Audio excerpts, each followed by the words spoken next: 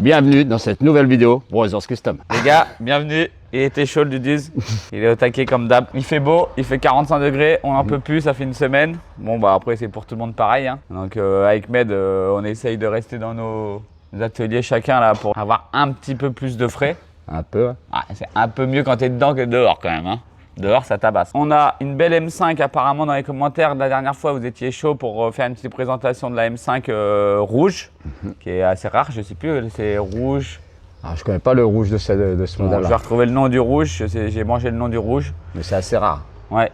M5, moi j'aime bien, je trouve qu'elle a une belle gueule comme ça. Et ça change du gris qu'on voit d'habitude. Gris, bleu nuit, noir. Classique quoi. Ouais. Donc on va vous faire un petit topo dessus. Il y a train roulant à revoir, on a tout le train arrière à tomber, cylindre bloc, on va mettre cylindre bloc renforcé. On a combiné Bilstein à monter dessus, les flexibles de frein. Med il doit s'occuper de la malle arrière. Il y avait voilà, petit point de rouille. On a nos amis de chez Car Perfection. Ludo qui nous prête les vannes et qui fait aussi du débosselage qui est déjà passé et qui nous a débosselé la malle arrière parce qu'il y avait un petit pet dessus. Là on va vous faire un gros récap méca. Med il vous fera juste une petite mini truc sur la malle arrière mais vite fait. Hein. Ça va aller vite, hein, c'est déjà en après. Alors ah là bon bah alors c'est déjà réglé. Donc ça sera plus de la méca que de la carrosserie ce coup-ci. Et on a 2-3 autres petits chantiers à faire donc on va peut-être vous les intégrer un petit peu avec pour que ça fasse pas une seule voiture dans toute la vidéo. Vu que c'est à la mode avec les kits éthanol, les machins et tout. On a de l'essence. Ouais, c'est ça. Ça fait plaisir vu quand tu commences à picote, ouais, j'avoue. Donc, petite conversion éthanol sur un E90 325i de base. On a les kits, nous on est installateur officiel agréé e-Flex Fuel. Après, pour tout ce qui est reprog et tout, ça c'est directement avec Medo chez Shiftech. Là, les kits e-Flex Fuel, c'est vraiment juste conversion sans gain de puissance. C'est juste le côté économie. À la diff de tous les autres kits où vous allez mettre un kit qui va tromper votre calculateur et injecter 30% de plus dans le vide. Là, les e-Flex Fuel, ils ont un capteur flex, donc c'est la base pour avoir une vraie conversion. Et donc on a la teneur instantanée en éthanol par le boîtier et il va, en fonction de la teneur en éthanol, varier le pourcentage de correction sur le moteur. Donc on va pas injecter 30% dans le vide même quand vous êtes à l'essence ou en hiver quand l'éthanol est un petit peu moins, un pourcentage un peu moins important dans le carburant. Et puis l'avantage c'est que tu peux mettre les deux carburants, tu peux retourner au sans plomb sans problème et passer à l'éthanol. T'as pas besoin parce qu'une carte au éthanol, après si tu remets du sans plomb, ça commence à être compliqué, hein, 30% d'essence en plus. Ouais. Ah, ça reste un vrai flex fuel quoi. Voilà, c'est flex, c'est pas éthanol, full éthanol et basta, merci, au revoir. En plus, je conseille pas pour les mecs qui font les cartos, enfin les reprog et tout, rester à l'éthanol et éviter les variations de je mets de l'essence, je mets de l'éthanol, je mets du E10, je mets machin, je mets 20%, je mets 50%. Une fois que la voiture elle a été convertie et que vous restez tout le temps à l'éthanol, full. Voilà, tout ce qui est temps d'injection et tout a été recalibré et il y a un auto-apprentissage des calculateurs d'origine. Donc c'est pas conseillé de changer non-stop, vous allez fatiguer le moteur et puis et le fait de varier, lui il sait plus où il en est, donc après on se retrouve avec des démarrages un peu chaotiques, des trucs bizarres et tout. Donc moi c'est mon conseil, hein, si vous êtes en full éthanol, restez full tout le temps et juste évitez le stockage. Mais ça, je pense que tous ceux qui roulent à éthanol connaissent le truc. On va se faire la M5, gros chantier. Allez, à tout à l'heure. Moi, je vais vous faire une petite installation rapide, juste ceux qui ont un peu le doute. Donc, le boîtier, c'est la partie qui va gérer justement la correction de richesse et tout ça. Donc, ce boîtier-là, on va le relier à la sonde éthanol. Donc, c'est ça que Med disait. C'est la sonde qui permet, le carburant va passer d'un côté à l'autre. Ça va prendre la température et la teneur en éthanol. Donc ça, on va relier ça sur le conduit de carburant, si possible sur le retour, pour limiter la restriction à l'alimentation. Donc après, si vous n'avez pas le choix, vous pouvez le mettre à la lime. Nous, sur les voitures perf, au cas où, pour tout ce qui est gros montage et tout, vous pouvez le mettre aussi. On l'a, nous, sur nos 92, on l'a sur la E30. Mais en fait, chez Nuke Performance, en fait, ils font un système. Vous branchez en fait le capteur sur une dérivation et ça va permettre d'avoir la quantité de carburant tout le temps bonne en fait qui va passer en parallèle et une partie va passer dans la sonde. Donc au moins la sonde ne limite pas le débit et tout ça, mais ça nous permet d'avoir la teneur en éthanol avant que ça soit injecté dans le moteur. Et s'il y a régulation à faire, s'il y a correction à faire, bah, le calculo il est au courant direct. Pour un montage origine, il n'y a pas besoin. Pour un montage perf, je vous conseille de mettre le système NUC qui déporte, qui donne un canal en parallèle avec celui d'origine de la sonde. Ça, aucune limitation de débit.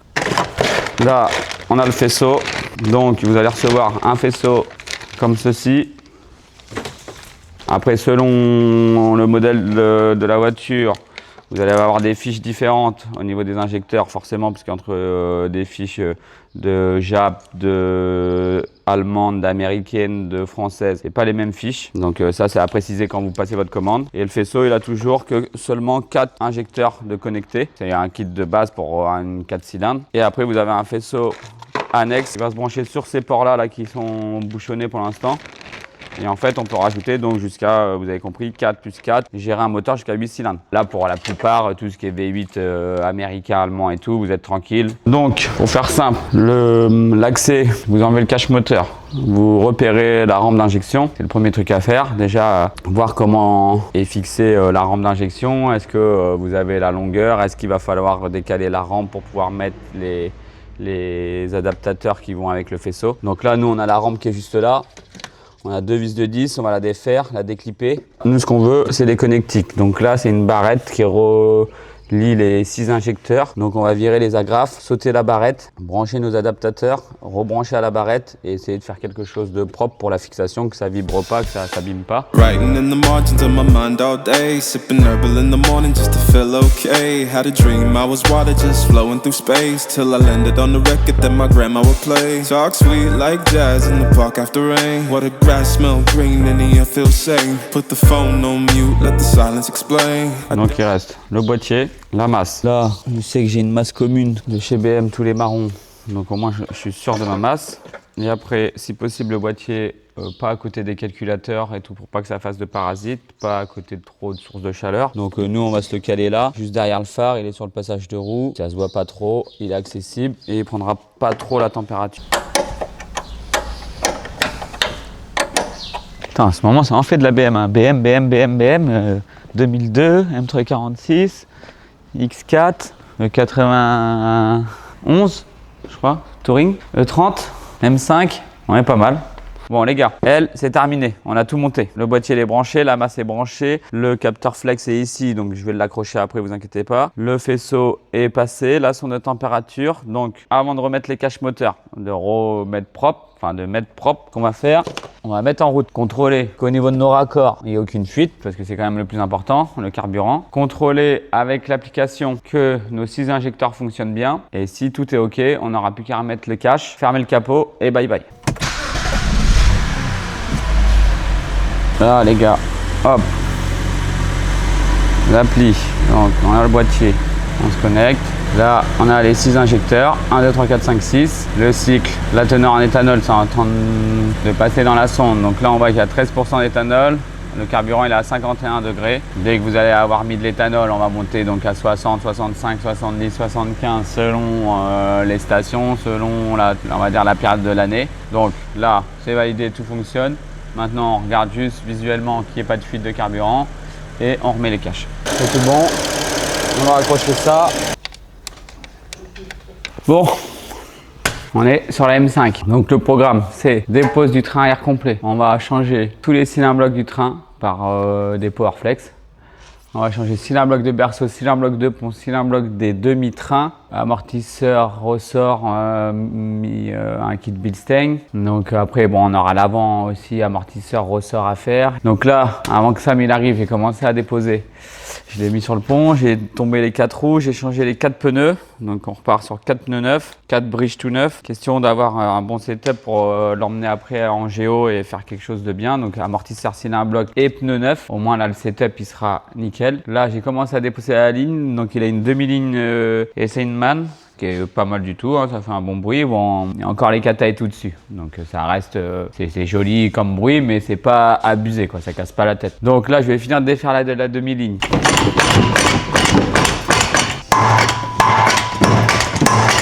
Collier qui s'est soudé avec le temps là. En plus ça a l'air d'être un truc qui a été bricolé avec les petites vis BTR et tout, donc j'ai viré les vis, mais pour l'instant ça bouge pas. Il y a un des 2 silencieux qui s'est enlevé tout seul quand j'ai commencé à vouloir l'asticoter un peu. On va écarter un peu là, on va voir ce que ça donne. Ah. Ouais, si, ça bouge. Voilà. Et c'est bon les gars, hein. J'ai remis les étriers à l'endroit et j'ai changé l'étrier à l'arrière. Et là, elle freine bien. Bon, on m'a déjà déshabillé. Plus je vais déshabiller le train arrière. J'aurais bien tombé tout d'un coup, mais j'ai l'impression que ça va être une galère si je tombe tout d'un coup. Dans tous les cas, il faut que je démonte pièce par pièce, les gars. J'aurais pu essayer de démonter vraiment tout le train complet, mais si j'avais rien à faire sur le train et juste le remonter. Mais là, vu que je vais le mettre en pièces pour changer les cylindres blocs, autant que je les démonte tout de suite. Je déshabille tout le berceau pratiquement. Il me restera juste berceau pont à tomber. Je fais mes cylindres blocs de berceau pont, je remets ça et après je rhabille le reste. Je pense que je gagnerai mon temps.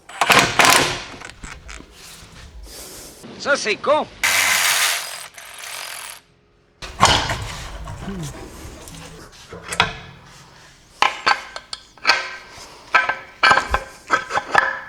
Bon, c'est là où je fais tomber tout par terre ou pas?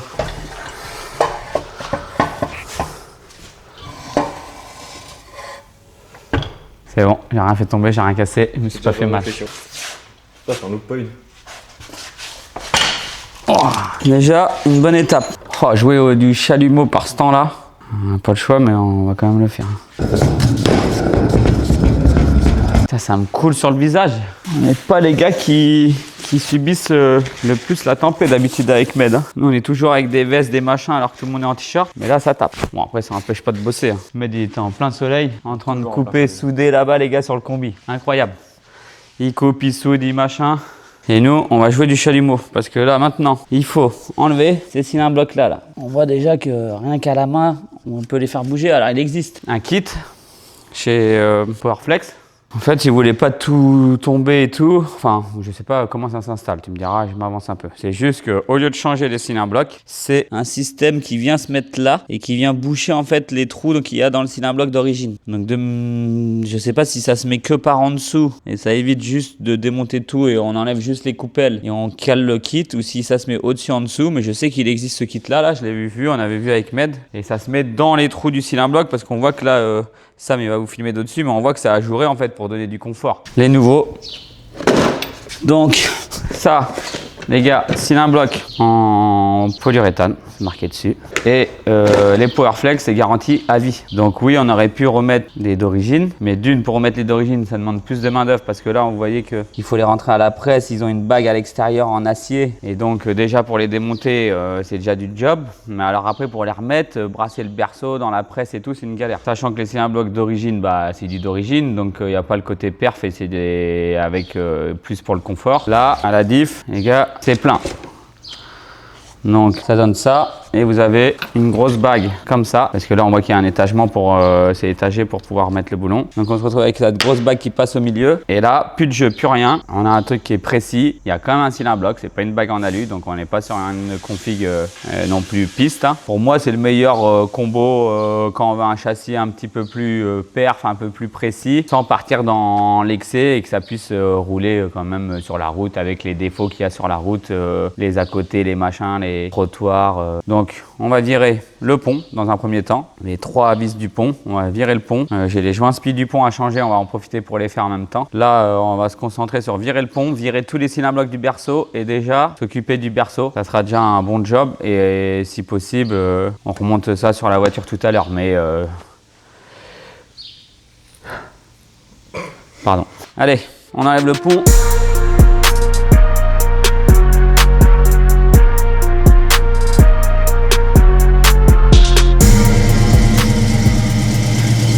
Bon, la M5 elle est là-haut, le berceau il est là tout propre, nettoyé, prêt à poser. Donc ça on va enchaîner après. On a une petite intervention rapide parce que le gars en a besoin assez rapidement. California, série limitée, plutôt pas mal. Après dans une config bleu ciel, bande bleue et tout, j'avoue que c'est rare. Mais il y a un petit souci. Elle a un petit tic tic tic tic tic tic. Et de ce que j'ai diagué, c'est un poussoir qui se réamorce mal. Donc là en fait le combo c'est démonter, vidanger un peu de liquide, démonter l'admission. Donc on va être obligé d'enlever l'allumeur, défaire les caches culbut et virer les culbuteurs, les tiges, sortir les poussoirs, remettre les nouveaux poussoirs, tout remonter et faire un réglage de jeu aux soupapes. Cet après-midi, on part au drift, donc faut pas traîner.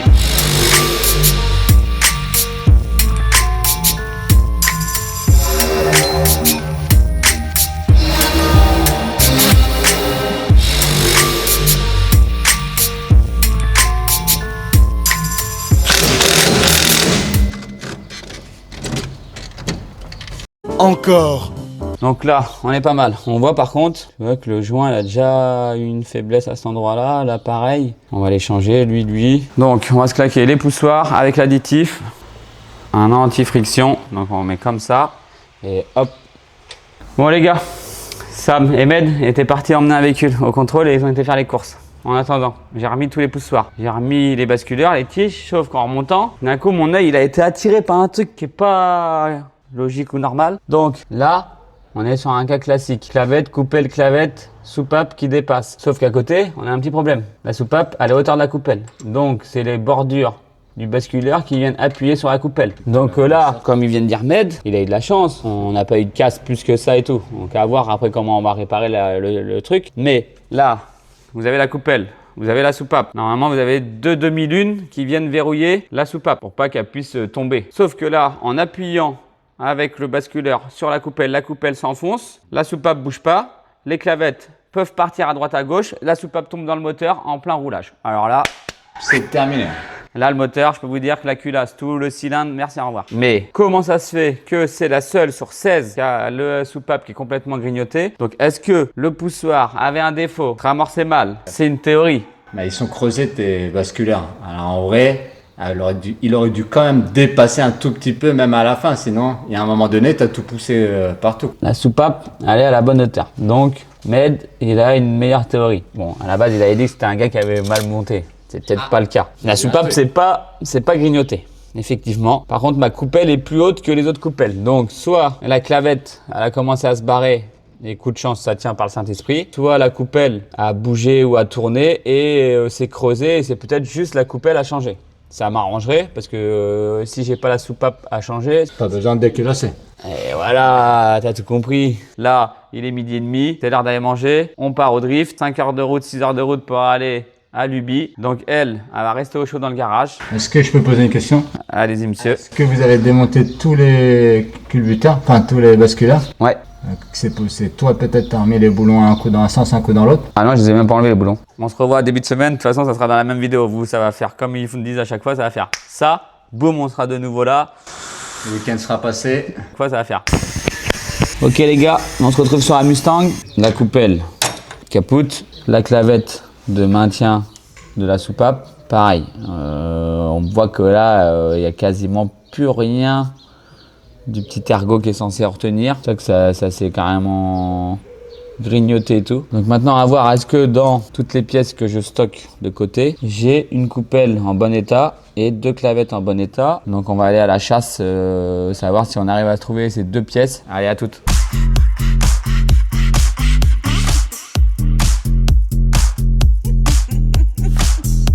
J'ai fait le tour du garage, j'ai perdu 1h30 à chercher une foutue coupelle et deux demi-lunes pour la soupape. Donc stand-by, on a remis la pipe d'admission, on a remis toutes les durites d'eau, l'allumeur, le carbu, resserré les culbuteurs côté conducteur parce que ce côté-là c'est ok. J'ai commandé coupelle clavette parce que c'est pas dispo en France, donc on aura ça d'ici 3-4 jours. Donc elle, on va la mettre dehors en attendant. On va s'occuper de remettre nos cylindres blocs sur le berceau parce que on a quand même une M5 qu'on a commencé. Elle était censée être rapide et être faite dans l'après-midi. Allez, c'est parti. Les gars, on avait mis le berceau au barbecue. Enfin, vous avez vu les images. On a fait de la pyrotechnie. Mais bon, c'est comme ça que ça va plus vite pour les démonter. Alors oui, il y en a qui vont dire « Ouais, de le chauffer, c'est pas l'idéal. » Mais bon, de les passer à la presse, ça va vite de mal les positionner à la presse, d'appuyer au mauvais endroit et de faire aussi des dégâts avec la presse. Alors que bon, un petit peu de flamme, ça va. Je ne vais pas y a des températures non plus de dingue. Hein. C'est des petites tempées. Après, un coup de marteau, boum, ça sort. Donc, jusqu'à présent, j'ai jamais été embêté avec cette technique. Quand on va le remettre dessus, hein, les 4 vis ils vont se mettre comme ça toutes seules.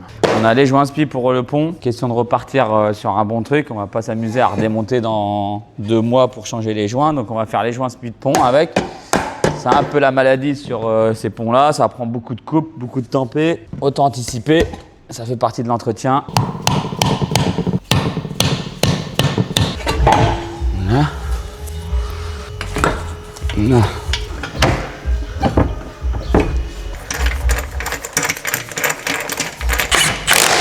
Ok, berceau en place, le pont en place. On va remettre l'arbre de transmission tout de suite. Les joints spi On avait tout fait déjà hier. Donc on va remettre ça là.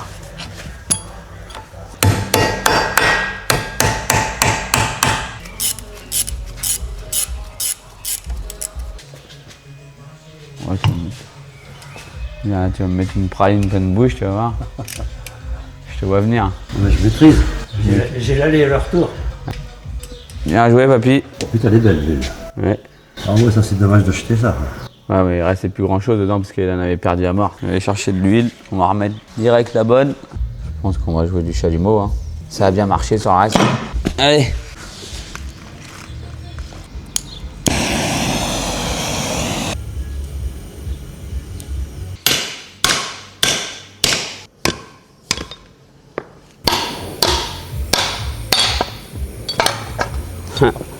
Fais gaffe, elle est chaude.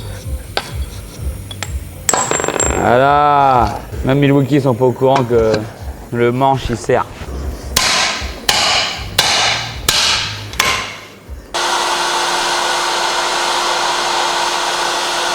Bon, les gros bras changés. J'ai mis un petit coup de microbillage dessus pour leur remettre un coup de propre. Ça enlève quand même déjà l'oxydation. On voit bien la diff entre là et mes bras. Il y avait ces petits là à faire, mais j'ai 16 cylindres blocs à changer. Le problème, c'est que la rotule elle est morte. Donc je vais pas perdre mon temps. C'est complètement bête de changer par un cylindre bloc renforcé alors que la rotule est morte. J'ai commandé 2 bras. On les aura demain. On va aller remonter ça. J'ai fait les 2 triangles inférieurs. J'ai fait les 2 bras arrière qui avaient les rotules en bon état. On a mis un petit coup de sablage aussi.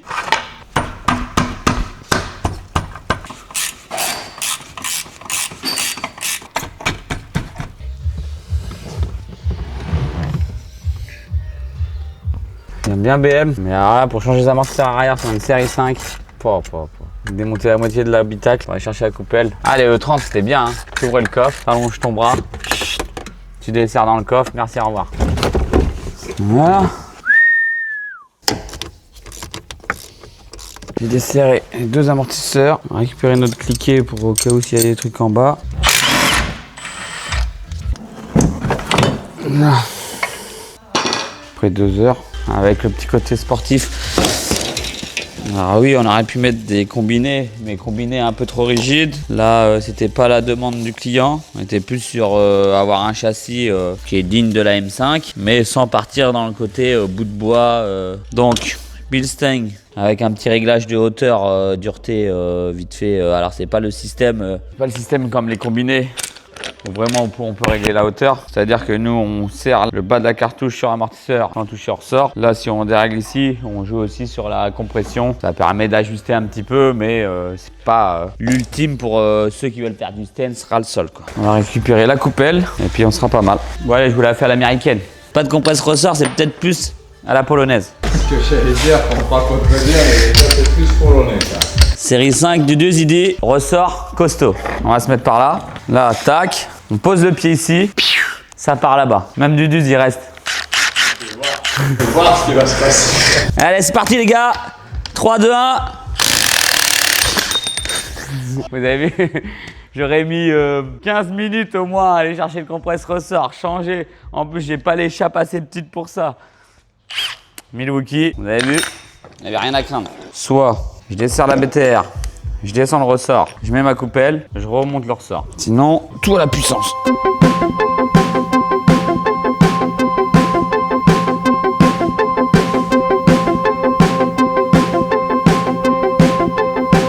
On va s'attendre à la puissance. Voilà! Plus rapide, tu peux pas.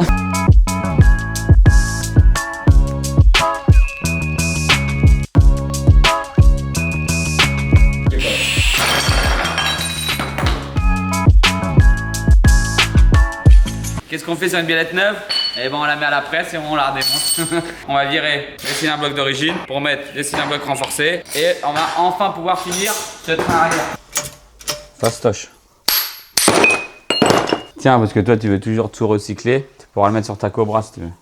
Ça va, si. Bon, je sais pas, t'arriveras à le mettre quelque part. Hein. Bon. Est-ce qu'on arrive à la fin un peu quand même? Je vois que Med il a fait l'amortisseur à l'avant. Moi j'ai fait mon flexible amortisseur à l'arrière gauche. On va remettre le bras, mettre l'amortisseur à l'arrière droit, mettre le bras, barre stable. Voilà.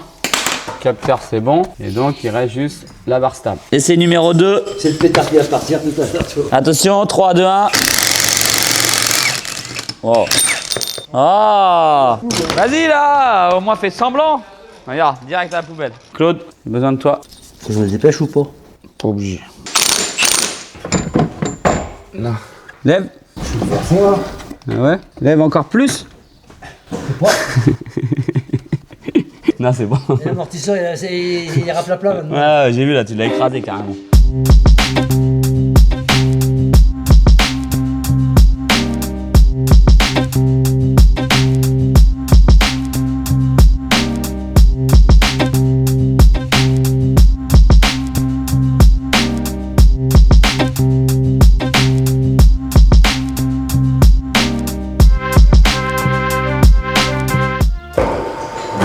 Ah ouais. Moi, je t'avais dit, elle allait être claquée dans ça. Bah, le claqué de devant, hein. T'es claqué dans le sol de devant. C'est quoi cette histoire? Nouveau petit colis, les gars. Qu'est-ce qu'on a? Tommy, il a été sympa avec nous. Med, tu remets tout, toi? Non, j'aurais dit un dans le vide. Un dans le vide. T'as une grosse tête, bouge pas. Qu'est-ce qu'il nous a mis d'autre comme cadeau? Un gros sac à dos. Ah, parce que c'est pas le même que j'avais de l'autre pour mettre le PC. Celui-là, c'est encore un autre.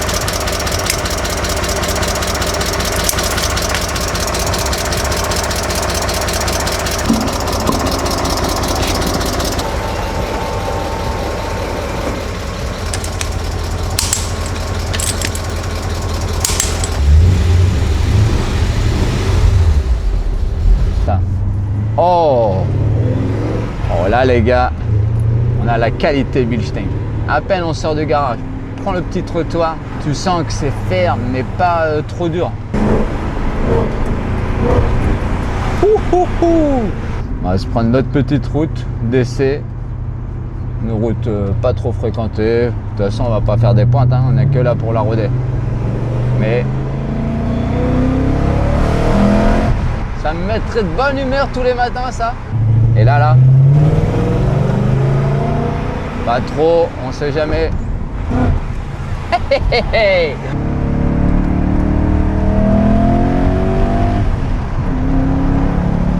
On sait que les gars de la ville, vous avez plein de commerces et tout partout à proximité, mais nous à la campagne, on a des décors, on a de l'oxygène, les arbres, la nature, petite route un peu bosselée, elle est parfaite pour tester un véhicule, ça va, s'il a un bon équilibre. Je crois que c'est validé ça comme essai. Hein.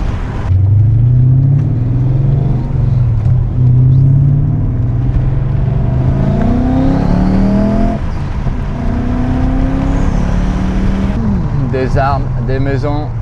Là on voit Chinon les gars d'ici. Look un peu d'ici. T'as la vue? C'est pas beau ça? Tout Chinon. Retour au garage dans quelques secondes. Med vient d'aller faire le test. Apparemment, ça roule bien. Reste un bon nettoyage. Donc, gros check sur le châssis. Med m'a donné un coup de main pour finir le train avant et tout. Donc, on a mis tous les cylindres blocs renforcés sur le train arrière, berceau, demi-train, du différentiel, étanchéité du diff parce qu'il fuyait du nez de pont. Okay. Med il a monté les combinés donc Bilstein B14 à l'avant plus Duritavia à l'arrière, une petite purge. J'ai changé les bougies aussi. Les 8 bougies. On a fait les 4 pneus Bridge Potenza, c'est ce qu'il avait déjà et il voulait les mêmes mais nickel. Donc très on va bon pouvoir... Ouais, j'aime bien, pour ça j'ai validé. On se retrouve avec une M5. Avec un châssis tout neuf. Med a refait le coffre derrière. Les gars de chez Car Perfection, ils nous ont débosselé la malle arrière. Derrière, on avait fait donc la petite Mustang qui est là. Petit souci de culbuteur. À la base, c'était poussoir. On s'est retrouvé avec en fait un problème de coupelle 2001 sur une des soupapes. Les pièces sont en commande mais bloquées à la douane. Aurait dû arriver, on aurait pu finir et vous finir aussi celle-ci. Et on a fait un petit flex vu que c'est la période. Hein, c'est toujours efficace. Éthanol, tu as vu le prix du carburant, je voyais encore les infos hier, pour partir en vacances, ça coûte un temps de plus. 30-40 € le plein les gars, c'est magique, quand vous remettez ça, on se croirait en 98 au prix de l'essence. Tu regardes même pas, tu es là, tac, oh c'est bon. Voici le récap de cette vidéo, donc le pick-up il est là. Impeccable, Med il a bien avancé. Je vous rappelle qu'on n'est que deux, Ouais. on ne peut pas faire un seul projet non-stop, donc il faut avancer. J'avance aussi sur ma Porsche rouge que je dois livrer dans peu de temps. Bon les gars, ça fait plaisir, abonnez-vous, tout ce qui va avec. On essaye de vous faire des contenus de mieux en mieux. Comme il dit Med, hein, bon on n'est que deux, donc en 2 semaines on fait pas de magie non plus. Allez, ciao. Salut.